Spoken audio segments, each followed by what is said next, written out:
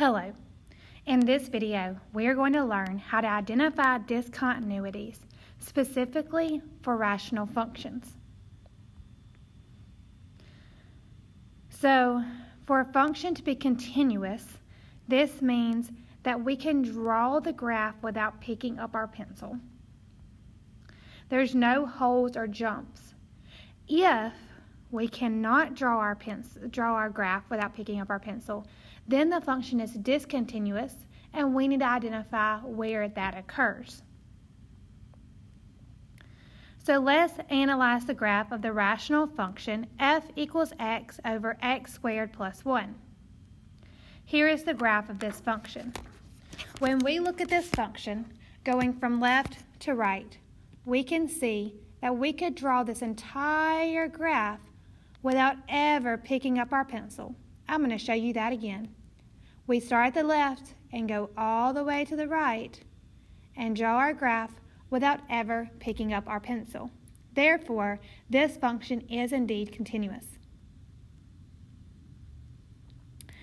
So let's learn how to determine the intervals of continuity, meaning we are going to determine where the function is continuous. So I have the function f of x equals x over x minus 1. The first thing we need to do is to look at the denominator. We have learned that the denominator cannot equal 0, and we have learned how to find vertical asymptotes. So x minus 1 equals 0 gives us x equals 1. Therefore, our vertical asymptote is x equals 1, meaning our domain is all x values except for 1. So that is where our asymptote is at. That is where it's discontinuous. That is where we can no longer draw our graph without picking up our pencil because we have to jump over that little imaginary line, right? So let's look at a picture of this. So here's the function, x over x minus 1. Here's our vertical asymptote, x equals 1, right? Okay, now let's look. I can draw this section of my graph without picking up my pencil. But I now have to pick up my pencil and go back to the top and draw the graph again. So I'm drawing the left side, I'm getting closer and closer and closer to the asymptote, but I have to pick up my pencil to jump over the asymptote to draw the right side. So the left side of the asymptote is continuous. What is this interval? This is going from negative infinity to 1, right? Now the second part of our graph, the right side, is also continuous, and this is going from 1 to infinity. So these are our intervals of continuity, negative infinity to 1 and 1 to infinity. We see that our vertical asymptote plays a major role in determining intervals of continuity. Let's look at example 3. Let's identify removable discontinuities. That's a very fancy way of saying we're simply going to identify holes. So we have the function x plus 3 over x squared minus 9. Oop, I need to go backwards. There we go. Okay. So the first thing we need to do is we need to look at our denominator because we know that our denominator cannot equal 0. So the way it's written right now is x squared minus 9, and we're going to set that equal to 0. We're going to add 9 to both sides. So x squared equals 9. Then we know the inverse of squared is square root, but anytime we put the square root there, we have to include plus or minus.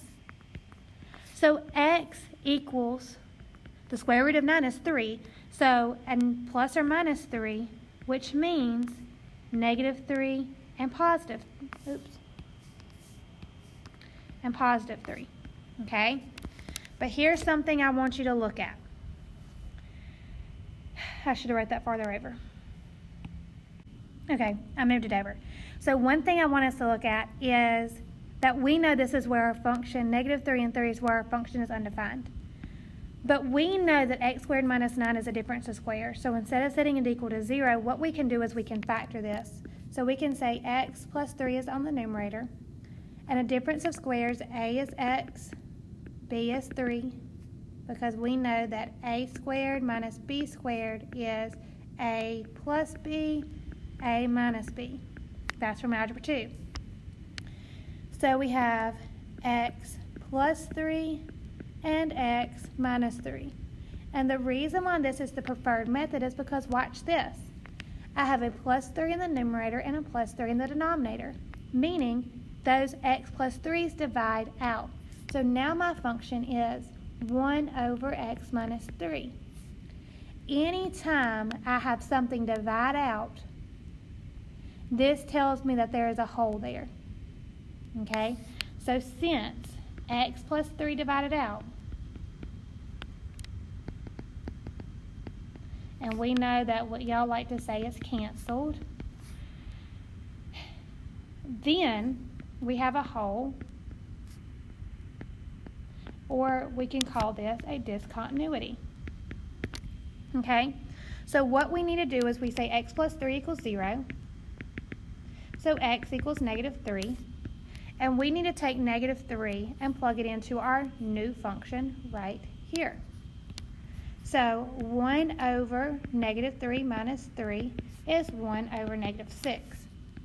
So specifically, our hole is located at negative 3, negative 1, 6. Let's see what this looks like on the graph.